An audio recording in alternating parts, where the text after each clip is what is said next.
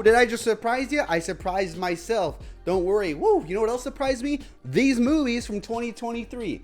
That's how you do an opening. I gotcha. That's good retention. The movie Plane surprised me. I saw this one because it was like the only thing that came out, and I was expecting kind of a dud action film.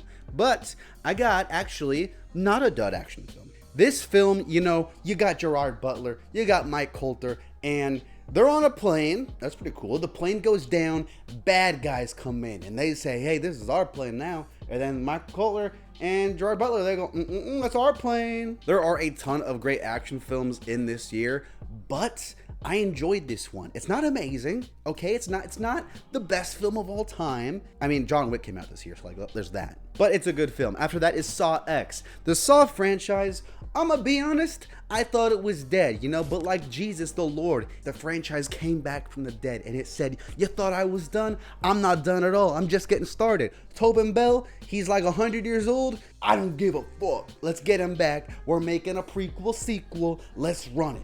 It takes the franchise back to basics. It focuses on Jigsaw. It focuses on the traps. And the characters in this, oh man, they are awful. So unlikable. But it makes the traps a little better. Because I'm like, yeah, you know, like, good luck, buddy.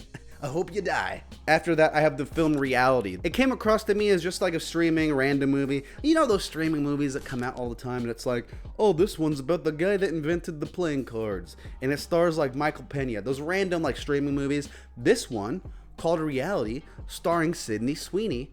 Good movie. Sydney Sweeney is really good in this film, as is the rest of the cast, and it's a creative movie, right? It's all about this interrogation of Reality Winner, and a lot of the dialogue in this film is actually taken directly from the interrogation tapes. I enjoyed that, but you know what I enjoyed more? That's a good question. Talk to Me.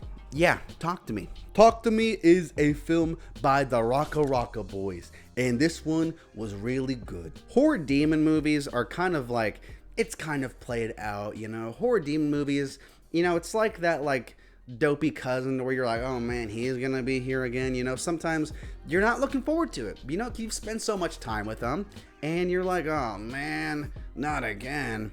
But this one is good. It's original, it's creative. I love how it's directed and acted. In fact, it probably is the best horror film of the whole year. Up next, I have The Covenant. This one just looked like a military Amazon Prime bro movie, but it's actually pretty damn good. Dude, Dar Salim and Jake Gyllenhaal are both awesome in this film. I liked the action sequences. I liked the character work, this relationship between these two guys. I enjoyed this one a lot. But finally, the film that surprised me the most, mainly because I didn't know it existed or that it was coming out, but also in just how good it was, you know, it's gotta be Godzilla Minus One. Godzilla films are kind of hit or miss, you know? Sometimes you're like, that was pretty good. Sometimes you're like, that was not pretty good. Godzilla Minus One is probably the best Godzilla film of all time. I love what they do with the human characters in this thing.